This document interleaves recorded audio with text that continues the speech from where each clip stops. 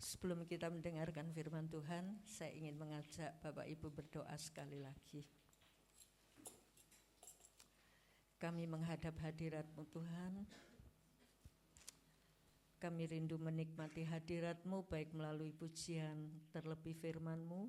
Sucikan, kuduskan kami, firman-Mu yang kuat dan dahsyat, firman-Mu yang ajaib mengubahkan hidup kami. Tuhan, sebab itu kami siapkan hati kami untuk mengerti kebenaran firman-Mu dan mengerti apa yang Engkau mau dalam kehidupan kami. Terima kasih Bapa, dalam nama Tuhan Yesus Kristus kami berdoa. Amin. Shalom. Puji Tuhan. Ada sukacita? Haleluya, puji Tuhan. Ya, baik Bapak Ibu yang dikasihi Tuhan, pagi hari ini kita akan belajar lagi mendengar firman Tuhan untuk menyadarkan kita bahwa hari-hari ini adalah hari yang jahat. Hari-hari akhir ketika menjelang kedatangan Tuhan, hari semakin jahat ya. Makin banyak terjadi kesukaran ya. Puji Tuhan, tetapi bagaimana sikap kita ketika kita menghadapi masa-masa yang sukar itu ya. Firman Tuhan mengatakan jangan kecewa. Orang yang kecewa dengan Tuhan berujung pada meninggalkan, menolak Tuhan ya. Kita baca dari Matius 11 ayat yang ke-6. Matius pasal 11 ayat yang ke-6. Kita akan baca bersama-sama ayat ini. Kita mau berdiri bersama-sama. Haleluya. Ayat yang pendek tapi cukup untuk menegur kita ya. Matius 11 ayat yang 6, 2, 3. Dan berbahagialah orang yang tidak menjadi kecewa dan menolak aku. Amin. Silakan duduk. Kenapa ayat ini muncul? Ayat ini muncul karena Yohanes itu mempertanyakan siapa engkau Yesus ya. Yohanes Pembaptis itu yang membuka jalan bagi kehadiran Yesus ya. Membuka jalan, memberitahukan bertobatlah kamu, kerajaan Allah sudah dekat ya. Membuka jalan, bahkan dia punya murid-murid diantarkan, bukan saya, tetapi itu anak domba Allah ya. Ditunjukkan, dia membuka jalan, dia meyakini bahwa Yesus itu Mesias. Murid-muridnya dibawa, ditunjukkan Yesus itu Mesias. Tapi saat Yohanes dalam penjara, saat mengalami penderitaan di dalam penjara. Kenapa dia di penjara? Bukan karena dia pencuri, bukan karena dia perampok, bukan tindak kejahatan yang dia lakukan, tetapi karena dia menegur seorang raja ya. Yohanes ini memberitakan Injil, bertobatlah, memberitahukan yang salah, menegur yang salah, sekalipun itu seorang raja ditegur oleh Yohanes. Dan ketika ditegur rajanya marah, bahkan selingkuhannya menjadi marah juga, yang akhirnya mengambil keputusan tangkap Yohanes itu di penjara. Bukan cuma itu ya, tapi dieksekusi mati. Nah, saudaraku, saat dalam penderitaan ini Yohanes kirim utusan-utusannya datang kepada Yesus ya. Yohanes kirim, coba tanyakan, apakah engkau benar-benar Mesias? Ataukah kami menanti Mesias yang akan datang? Karena ada sebagian orang-orang Israel, Bapak Ibu, Israel asli yang sampai saat ini mereka menantikan kedatangan Mesias juru selamat itu. Mereka tidak mengakui Yesus sebagai Mesias, sebagai juru selamat. Nah, ketika Yohanes yakin ini Mesias, dia percaya. Tapi saat dia menderita, dia ragu. Apakah engkau benar-benar Mesias ataukah kami akan menantikan yang akan datang lagi ya. Nah, saudaraku, kesukaran itu membuat Yohanes menjadi bimbang, ragu akan Tuhan. Makanya ayat 11 ini, ayat 6 di pasal 11 ini mengatakan berbahagialah orang yang tidak kecewa, ya. Orang yang tidak kecewa, tidak menjadi kecewa dan menolak aku. Haleluya. Saudaraku, dalam masa-masa akhir zaman penderitaan makin hebat, kesengsaraan makin hebat, di 1 Timotius juga mengatakan, ingatlah bahwa hari-hari ini adalah hari yang sukar. Kenapa? Karena manusia akan mencintai dirinya sendiri. Korupsi, enggak mikir yang lain, rugi, yang penting aku senang. Lah ini, keadilan diputar balikkan. Ini yang membuat orang-orang makin menderita. Yang susah makin susah, yang kaya makin kaya. Dan ini mengacaukan keadaan dunia ini, keadaan negeri ini, dan orang semakin menderita. Nah, Bapak Ibu yang dikasihi Tuhan, ketika kita menderita, saat kita menderita, tentu kita tahu Yesus juru selamat, Yesus penolong, Yesus sahabat yang sejati. Berdoa, kok tidak dijawab, ya? Kok tetap baik usahaku ndak maju-maju? Kok pancet kondisiku terus menderita secara ekonomi? Mungkin sakit penyakit gak kunjung sembuh. Saudaraku, itu yang membuat kita ragu. Benarkah engkau penolongku? Benarkah engkau Tuhan? Bukankah kalau Tuhan itu sanggup menolong saya, menyembuhkan yang sakit, sanggup mencukupi, ya, sanggup membuat aku bahagia. Tapi kebahagiaan yang diukur oleh ukuran manusia, bukan kebahagiaan standarnya Allah. Standar Allah itu adalah kebahagiaan ketika kita merasakan penebusan dosa, yang pagi hari ini kita peringati. Penebusan dosa, haleluya.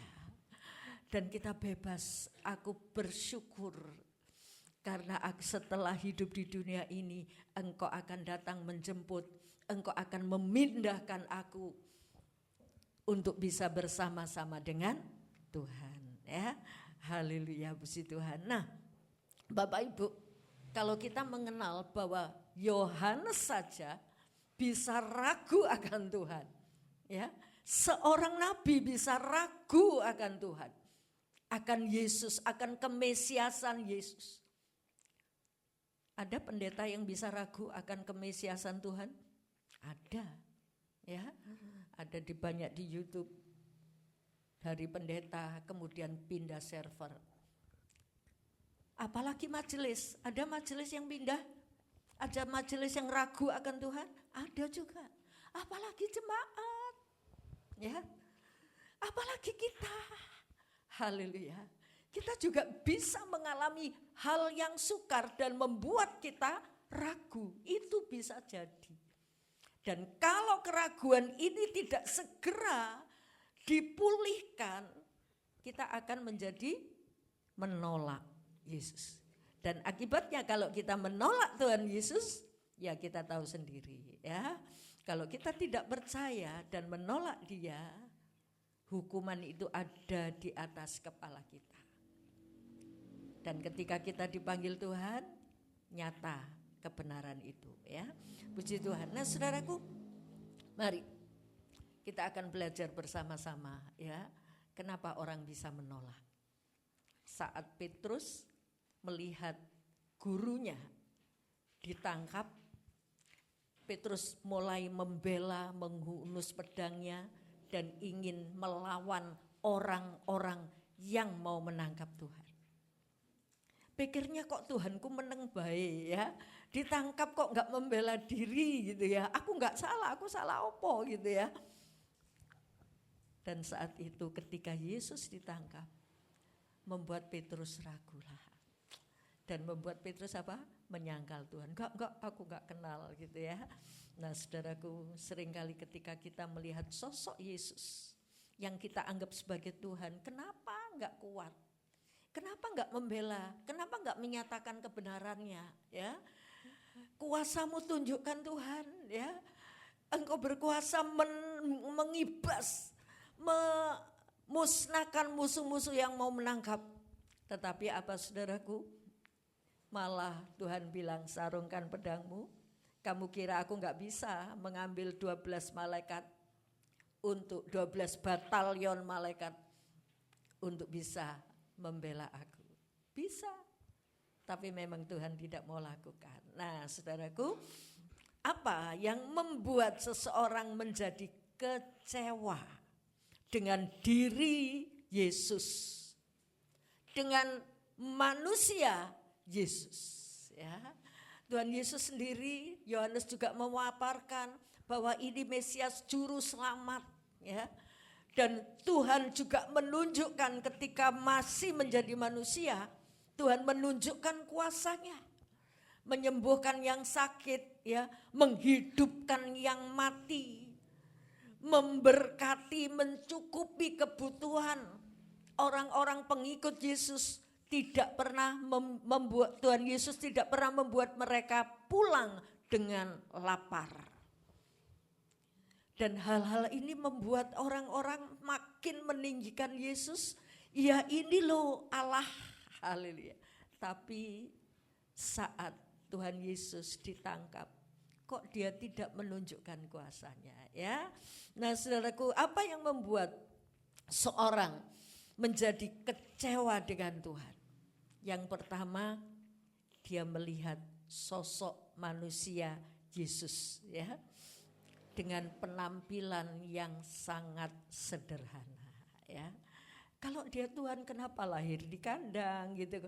Bukankah Tuhan punya segala sesuatu yang ada di bumi ini? Kenapa Tuhan tidak memilih lahir di hotel yang berbintang 7, ya? Kenapa Tuhan harus lahir di kandang, bahkan ditemani oleh gembala-gembala? Saudaraku, penampilan Yesus secara manusia itu membuat orang-orang ragu. Walaupun sudah melihat kuasanya, tapi membuat mereka ragu, iki benar Tuhan apa enggak sih, gitu ya. Coba kita lihat dari Matius pasal 13 ayat 55 sampai 57. Bukankah ia ini anak tukang kayu? Bukankah ibunya bernama Maria dan saudara-saudaranya Yakobus, Yusuf, Simon dan Yudas? Dan bukankah saudara-saudaranya perempuan semuanya ada bersama kita? Jadi dari mana diperolehnya semuanya itu? Lalu mereka kecewa dan menolak dia. Maka Yesus berkata kepada mereka, seorang nabi dihormati di mana-mana kecuali di tempat asalnya sendiri dan di rumahnya. Ya. Ketika Tuhan Yesus mengajar dan orang mendengar pengajarannya, wih, hebat hikmatnya, ya. Ini diperoleh dari mana? Kuliah di mana, gitu ya. Orang-orang tuh mendengarkan kagum dengan pengajarannya. Saat melihat pengajaran Yesus, mereka kagum, tapi ketika mereka kembali, mereka mulai kasak kusuk di belakang. Sopo sih sebetulnya? Dia pernah kuliah di mana kok bisa hebat pengajarannya, gitu ya. Dan kemudian mereka mulai melihat, dia bukannya anaknya tukang kayu ya. Dia bukannya anaknya Maria. Dia bukannya yang punya saudara-saudara anak-anak Maria lainnya. Mereka mulai melihat sosok Yesus, penampilan Yesus secara manusia, dan mereka mulai ragu akan Yesus itu adalah Tuhan. Kalau Tuhan tidak pernah kuliah, tapi hikmatnya itu penuh, ya. Tetapi begitu melihat penampilannya, orang-orang mulai menjadi ragu. Nah Bapak Ibu yang kasih, kadang-kadang orang yang baru percaya Tuhan melihat penampilan Yesus, Yesusmu kok begitu, matinya kok malah dipenteng, ya. Kita menjadi mulai malu, menutup diri, ya, dan bahkan sembunyi-sembunyi untuk ikut Tuhan. Karena malu melihat penampilan Yesus yang sangat sederhana. Dia dibesarkan oleh Yusuf dan Maria yang tidak begitu kaya. Bahkan ketika mempersembahkan anaknya saja, membawa bayi Yesus ke bait Allah, apa yang dia bawa? Burung tekukur. Itu persembahan yang paling rendah bagi orang yang tidak mampu. Yang mampu bisa membawa lembu atau bisa membawa domba. dan yang paling rendah adalah burung tekukur. Ini menunjukkan bahwa ekonomi yang dihadapi oleh Yusuf dan Maria tidak baik. Ya, mungkin tidak sejahtera, ya, tapi dia tetap melakukan apa yang dikatakan oleh Tuhan. Peraturan-peraturan itu dilakukan. Dan ketika mereka mulai melihat penampilan Yesus, oh ternyata dia anak tukang kayu. Dia orang sederhana. Dia anaknya Yusuf dan Maria yang mereka lihat sebagai manusia. Dan mereka mulai melupakan sejarah kehadiran bayi Yesus dalam rahim Maria. Haleluya. Yang mereka lihat keluarganya, saudara-saudara anak-anak Maria. Dan akhirnya apa? Ayat 57 mengatakan, lalu mereka kecewa dan menolak dia. Dia datang ke rumahnya, kembali ke Nazaret, orang-orang kecewa. Oh jebule ini toh keluarga Yesus. Akhirnya mereka kecewa. Dia tidak menangkap ajarannya, tetapi dia melihat penampilannya. Haleluya. Mari Bapak Ibu yang dikasihi Tuhan, ketika kita percaya Tuhan, jangan hanya melihat penampilan Tuhan. Penampilan Tuhan memang tidak begitu baik, ya. Puji Tuhan. Matius 11 ayat 19. Apa yang dilakukan Tuhan? Matius 11 ayat 19. Kemudian anak manusia datang, ia makan dan minum dan mereka berkata, lihatlah, ia seorang pelahap dan peminum, sahabat pemungut cukai dan orang berdosa. Tetapi hikmat Allah dibenarkan oleh perbuatannya. Iya. Sikap tindakan Tuhan itu dipandang oleh orang-orang Yahudi. Tuhan kok kayak gitu sih? Dia makan, murid-murid Yohanes puasa, murid-muridnya Tuhan kok enggak? Kemudian dia lihat lagi Tuhan malah makan minum dengan pemungut-pemungut cukai. Berkumpul dengan orang-orang berdosa. Di mata orang-orang Yahudi, pemungut cukai, orang-orang yang tidak mengenal Taurat, tidak melakukan Taurat, itu orang berdosa.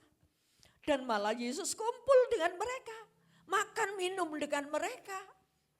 Dan ini yang membuat orang-orang Yahudi itu melihat, kok Tuhan jadi sahabat orang berdosa gitu ya. Kok Tuhan makan minum dengan orang-orang berdosa, dengan pemungut cukai?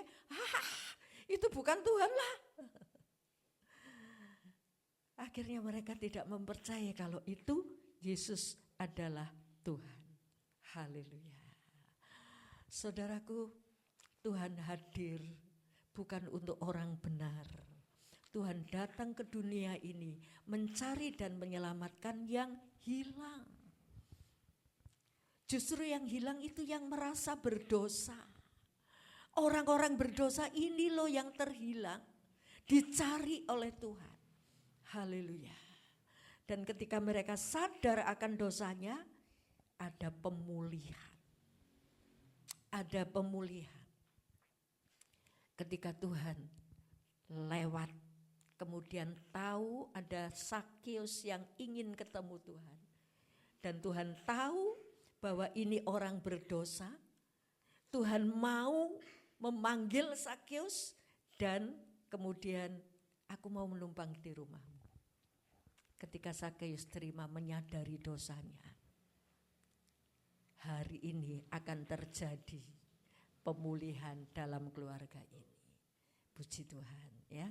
Saudaraku, Tuhan memang datang ke dunia ini bukan untuk mencari orang benar, tapi mencari orang berdosa. Termasuk saudara dan saya. Karena orang berdosa itu di mata Allah sebagai mutiara yang hilang dan perlu dicari. Mutiara enggak bisa mencari Allahnya. Saudara yang berdosa tidak bisa mencari Allah karena kita adalah objek yang terhilang, dan yang kehilangan itu yang mencari. Sebab itu dia kumpul dengan orang-orang berdosa, dengan pemungut-pemungut cukai, ya.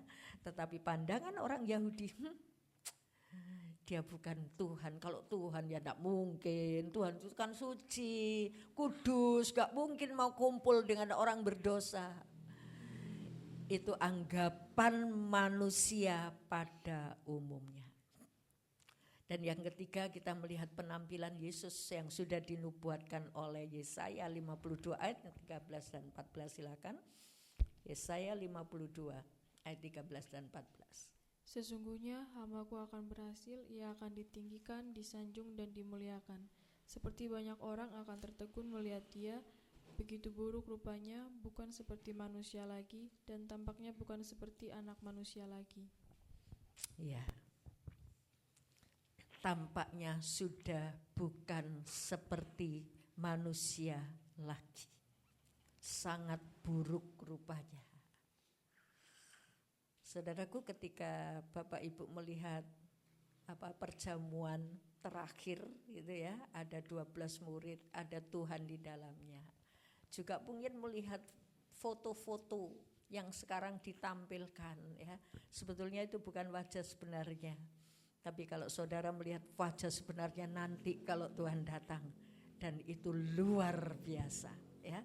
Tapi saat dia menjadi manusia, dia disalib, hancur saudaraku tubuhnya. Ada peneliti Alkitab, pada saat Tuhan Yesus disalib, sebelum disalib itu dicambuk 40+1. Dan cambuknya bukan seperti cambuk kuda, lebih hebat dari cambuk kuda yang kita lihat saat ini. Tapi itu cambuk yang berujung dengan cemeti. Begitu nancep ditarik, bukan dicabut tapi ditarik. Sehingga punggungnya hancur. Bahkan ada seorang memprediksi atau memperkirakan punggungnya itu hancur sampai kelihatan organ dalam tubuhnya, tulang-tulangnya.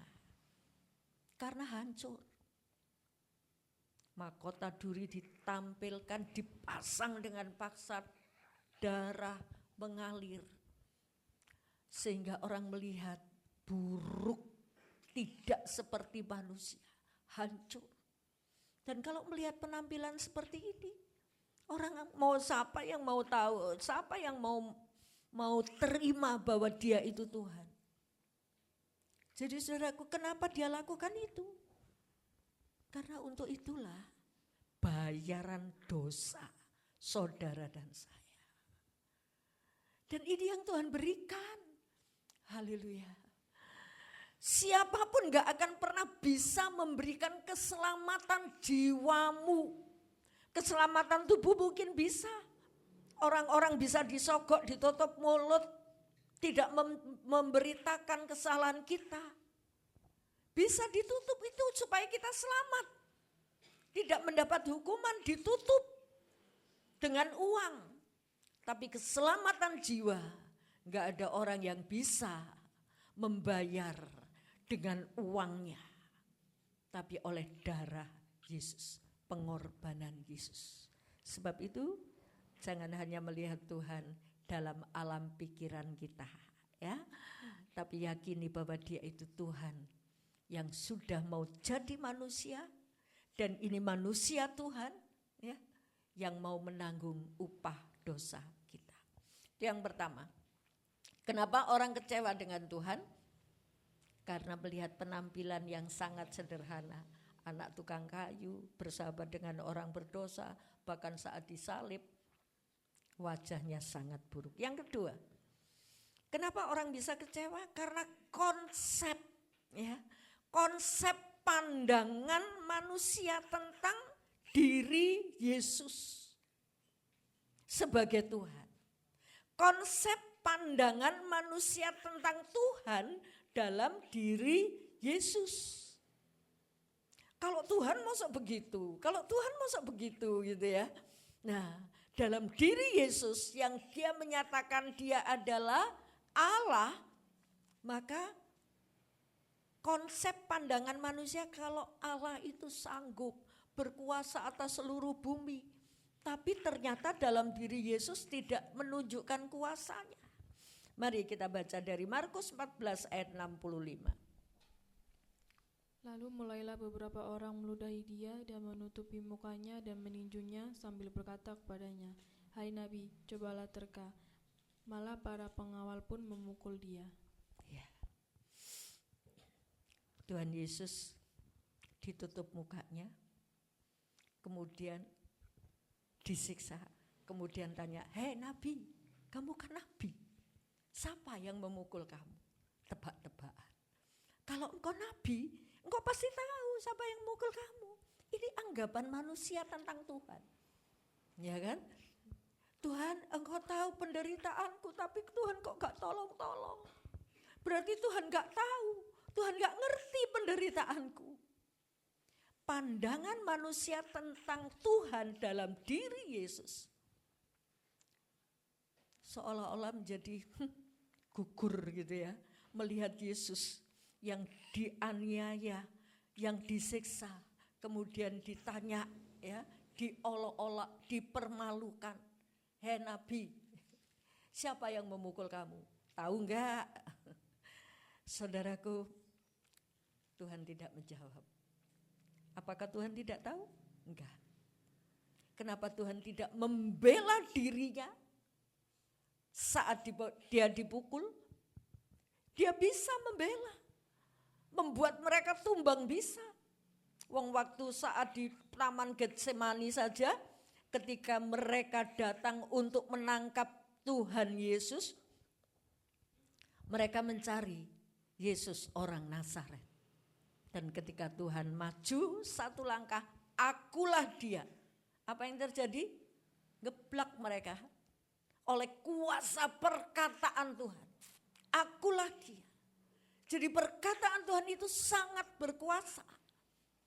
Perkataan Tuhan itu adalah firman.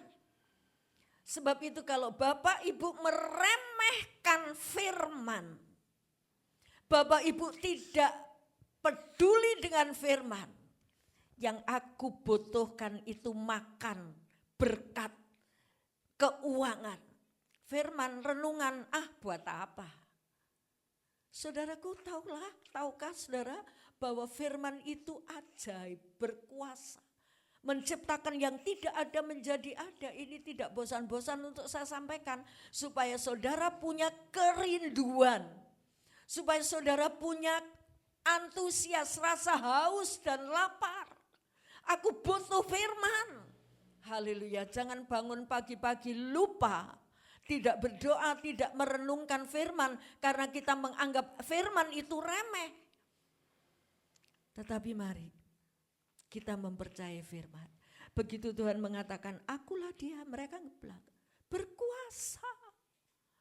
Haleluya. Tetapi saat dia disalib, kenapa dia tidak melontarkan kata-kata, "Terkutuklah kamu yang menangkap orang benar, menyiksa orang benar"? Kenapa tidak dikeluarkan kata-kata itu? Untuk itu mereka ragu karena pandangan manusia tentang Tuhan Yesus sebagai Tuhan itu tidak seperti itu. Mosok disiksa, dipaku, dituduh yang jahat, meneng baik. Haleluya. Tidak saatnya dia berkata. Puji Tuhan. Nah saudaraku, ini yang membuat orang-orang melihat Yesus kok lemah ya. Yesus kok tidak mengucapkan aku yang benar. Apa salahku? Kamu memfitnah aku, kamu menghukum aku. Kenapa? Kalau manusia protes kan. Kalau tidak salah dianggap salah. Kalau difitnah protes. Tetapi Tuhan Yesus tetap diam dan itu membuat orang-orang memiliki pandangan yang salah tentang diri Yesus sebagai Tuhan. Matius 27 ayat 42. Orang lain ia selamatkan, tetapi dirinya sendiri tidak dapat ia selamatkan. Ia Raja Israel, baiklah ia turun dari salib itu dan kami akan percaya kepadanya. Haleluya. Melihat Yesus lo kok mati gitu ya. Dan anggapan manusia, Tuhan kok mati, gak masuk akal ya. Tuhan kok mati, siapa yang cabut nyawanya? Gak ada. Tuhan itu berkuasa untuk mencabut nyawa orang ya, untuk membuat orang hidup atau mati. Tetapi sekarang diri Yesus, loh kok mati? Dia tidak ada yang cabut nyawanya, tetapi dia menyerahkan nyawanya. Untuk apa? Untuk menebus saudara dan saya. Untuk menjadikan saudara dan saya selamat. Haleluya. Sebab itu ketika mereka melihat Tuhan kok mati, Tuhan begitu lemah. Tuhan, Yesus bukan Tuhan, buktinya dia mati. Itu yang dipersoalkan saat-saat ini, saudaraku, oleh apologet-apologet. Mereka mempertanyakan keilahian Tuhan. Dan mereka tidak bisa percaya kalau Yesus itu Tuhan, buktinya mati. Haleluya. Ini pandangan manusia, ya. Tuhan kok lemah. Tuhan kok gak bisa membela dirinya. Tuhan kok mati dan lain sebagainya. Tuhan kok tidak bisa menyelamatkan diri. Orang lain ingin dia selamatkan tapi dirinya sendiri gak bisa diselamatkan. Lah saudaraku, seringkali anggapan kita tentang Tuhan itu tentang kemanusiaan. Atau kebutuhan kemanusiaan kita. Tuhan, kalau Engkau tahu, kalau Engkau sanggup, kenapa tidak menolong aku? Tuhan sanggup menolong dengan kuasa-Nya. Tetapi Tuhan juga punya waktu. Tuhan juga punya rencana. Ketika kita mungkin saat itu tidak ditolong dalam pikiran kita. Tapi Allah tetap menyertai. Allah tetap menyertai. Menguatkan supaya kamu mengerti dalam penderitaan ini loh rencanaku. Haleluya ya. Kalau kita tahu rencana Tuhan, di ujung sana kita akan melihat, oh ini tahu maksud Tuhan. Sebab itu jangan punya pandangan yang salah tentang Tuhan ya. Pemandangan manusia tentang Tuhan di dalam diri Yesus. Saya ingin membawa Bapak Ibu Saudara untuk mengenal pribadi Tuhan lebih dalam. Dia bukan hanya menolong saat kita menghadapi badai seperti yang dinyanyikan oleh Nafiri. Dia sanggup menghadapi badai. Tapi dia juga mengizinkan badai itu datang untuk kita bisa mendengar suara Yesus. Kalau ada gemuruh badai sama suara Tuhan yang kita dengarkan yang mana? Yang lebih keras di telinga kita yang mana? Iya, biasanya badai itu yang lebih keras. Tapi kenapa murid-murid bisa mendengar suara Tuhan di tengah-tengah badai? Haleluya. Ini yang harus kita tangkap Bapak Ibu ya. Kita mau dengar suaranya. Jangan melihat sosok manusia yang menderita.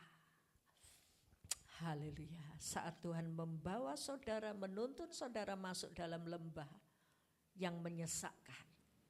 Di sana ada Tuhan. Dengarkan suaranya. Bahkan tajamkan matamu untuk melihat Tuhan di tengah badai. Haleluya, puji Tuhan. Ya. Yang ketiga, apa yang membuat seseorang menjadi kecewa dengan Tuhan? Yang pertama melihat penampilan Tuhan. Yang kedua melihat Tuhan kok begitu lemah, gak bisa menolong dirinya. Ya. Dan yang ketiga adalah konsep pengharapan. Konsep pengharapan manusia tentang Tuhan. Kalau saya boleh bertanya, apa tujuan Bapak Ibu ikut Tuhan? Enggak usah dijawab di sini, renungkan. Ya. Renungkan sampai di rumah, untuk apa saya ikut Tuhan? Apa yang saudara harapkan dari Tuhan? Oh, nanti kalau aku ikut Tuhan, persoalanku terselesaikan semuanya. Bisa iya, bisa enggak, saudara, ya.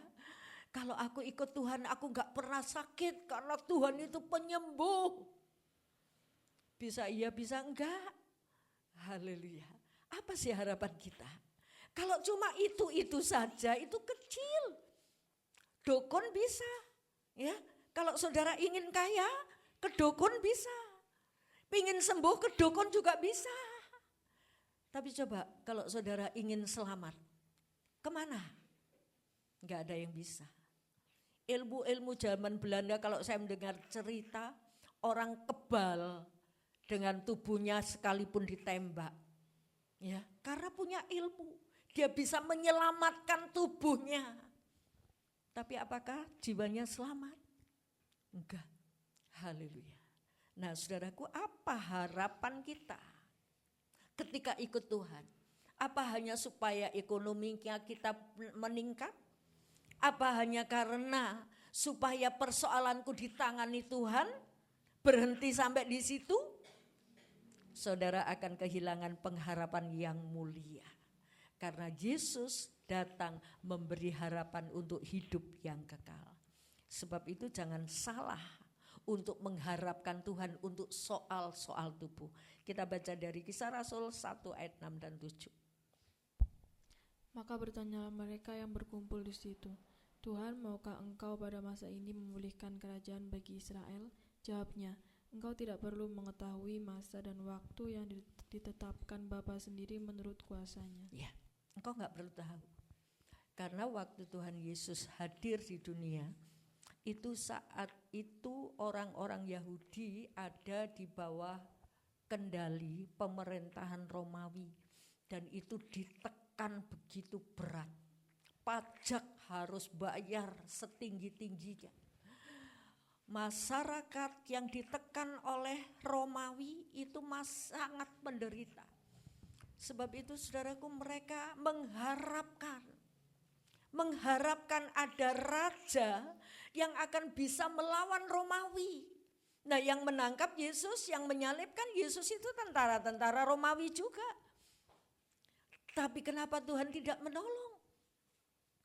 Dan ketika Tuhan Yesus sudah mati, bangkit dan menjumpai murid-muridnya, mereka bertanya-tanya, Tuhan, kok engkau mati sih? Engkau sekarang sudah bangkit, apakah engkau gak bisa memulihkan kerajaan Israel? Engkau jadi raja kami, Tuhan. Saat belum disalib, Tuhan mau masuk ke Yerusalem, mereka bersorak-sorak, Hosana, Hosana.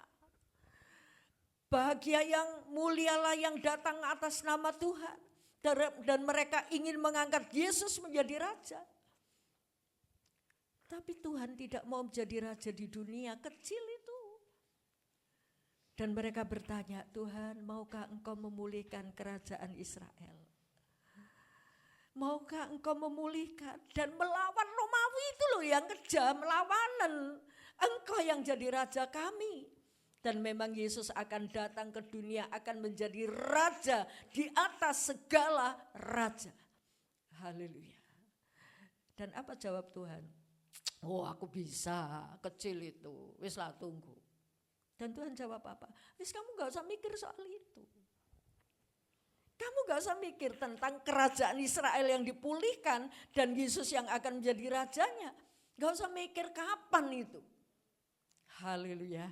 Ayat 7 itu menjawab, engkau tidak perlu mengetahui masa dan waktu yang ditetapkan Allah sendiri menurut kuasanya. Tapi ini yang harus aku pikirkan, ayat 8. Tetapi kamu akan menerima kuasa kalau Roh Kudus turun ke atasmu. Dan kamu akan menjadi saksi. Jadi Tuhan mau ketika kita di dunia ini bukan mengharapkan Tuhan menjadi raja, mensejahterakan hidupku, membuat aku nyaman dalam dunia ini. Bisa iya, bisa enggak. Tapi yang Tuhan maksud, selagi di dunia, apapun keadaanmu, sukar susah. Tapi kamu harus terima roh ini loh, yang membuat kamu kuat. Dan beritakan, jadilah saksi, jadilah teladan. Jadilah saksi, baik di Yerusalem, di Samaria, sampai ke ujung bumi. Itu yang Tuhan mau ya. Untuk menantikan kapan Tuhan datang, kapan Tuhan jadi raja, wis gak perlu tahu. Haleluya. Nah saudaraku, pengharapan yang keliru dari murid-murid Yesus ingin menjadikan Tuhan menjadi raja di bumi, menyenangkan mereka, membuat mereka aman dan nyaman di bumi, bukan itu. Tapi kedatangan Tuhan di dunia ini untuk memulihkan. Saudara dan saya yang percaya itu masuk dalam kehidupan yang kekal di mana Yesus menjadi raja di atas segala raja. Haleluya. Ini pengharapan kita, ya. Bukan berarti saudara enggak boleh mengharapkan pertolongan dari Tuhan, enggak. Saudara berdoa perlu, penting, memohon Tuhan, ini harapanku. Rencana dan kehendakmu yang terjadi. Jadilah kehendakmu di bumi seperti di sorga. Jadi kalau kita sudah berdoa begitu, Tuhan punya waktu untuk menolong kita. Tuhan punya cara untuk menolong kita. Haleluya. Puji Tuhan. Sebab itu jangan salah menaruh harapan kepada Tuhan. Haleluya. Pengharapan kita yang utama adalah kedatangan Tuhan yang kedua. Itu harapan yang paling besar bagi orang-orang percaya. Kalau ada orang-orang percaya yang tidak mengharapkan kedatangan Tuhan, ditanyakan. Ini percayanya seperti apa? Ya, ditanyakan percayanya seperti apa? Tapi kalau orang mengharapkan kedatangan Tuhan, karena di sana Tuhan memulihkan kita, memindahkan kita, Tuhan menyelamatkan kita dan kita bisa berkumpul dengan Tuhan. Kalau ini harapan kita akan tampak dalam sikap tindakan kita setiap hari. Kita merindukan Tuhan, merindukan firman-Nya dan siap dituntun oleh Tuhan. Yang kedua kita bisa melihat dari Matius 11 ayat 3 dan 4. Ya, ini tentang Yohanes. Yohanes Pembaptis, tidak usah dibaca ya. Yohanes sedang dalam penjara seperti tadi sudah saya sampaikan, saudaraku. Dan Yohanes mengharap Mesias itu memberi pertolongan saat dalam penjara.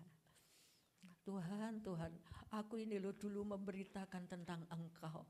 Saat ini aku menderita, kok Tuhan diem? Kok Tuhan seperti enggak ngereken? Ya wis lah, kamu di penjara sana, di penjara. Apa yang Tuhan lakukan saat Yohanes di penjara? Mereka justru datang kepada orang-orang untuk menolong orang sakit, orang timpang, orang mati, ya. Dan mereka yang menderita ditolong oleh Tuhan. Kok seolah-olah Yohanes gak direken di penjara gitu ya. Nah saudaraku, pengharapan yang keliru itu bisa muncul dalam seorang Nabi Yohanes. Tentu kita juga pernah mengalami, memiliki pengharapan yang keliru karena kesesakan yang begitu mengikat, ya.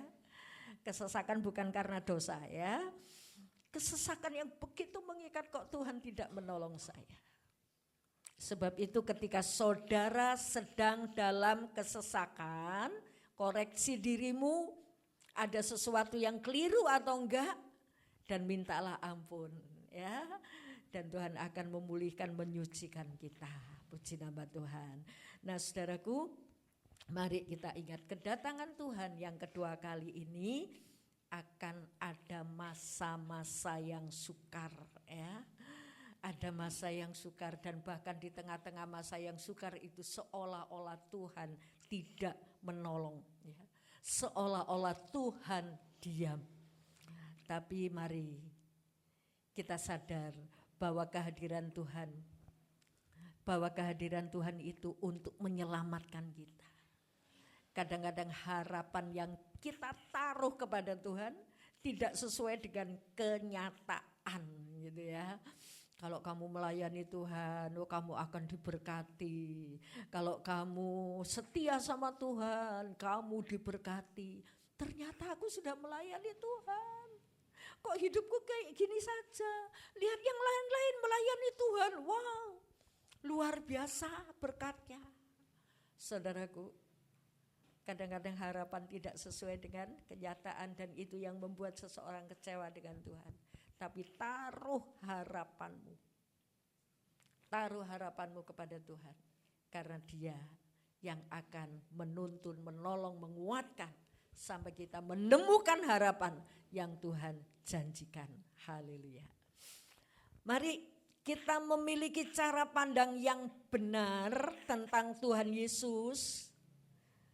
Cara pandang yang benar dan menaruh harapan yang Tuhan sudah janjikan. Aku akan datang kembali, menjemput kamu, membawa ke tempat di mana aku berada, supaya di mana aku berada, kamu pun berada. Haleluya. Itu harapan yang Tuhan berikan dan ini akan terjadi. Dan mari kita taruh harapan kita untuk hal yang mulia yang Tuhan sudah janjikan, yaitu harapan yang kekal. Jangan menjadi kecewa karena kesukaran, tapi pandanglah penderitaan Tuhan. Oleh karena Dia mengasihi saudara, mengasihi pemungut cukai, mengasihi orang berdosa, Dia rela menyerahkan nyawanya supaya saudara dan saya boleh diselamatkan. Mari kita berdiri bersama-sama, siapkan hati dan siapkan perjamuan kudus yang ada. Kita mau nyanyikan satu pujian. Telah kulihat bukti kasih-Mu. Jangan menuntut bukti yang lain lagi, karena Tuhan sudah membuktikan untuk memberi pertolongan. Haleluya.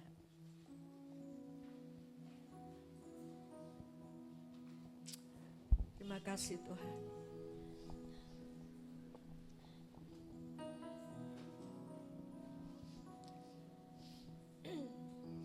Haleluya.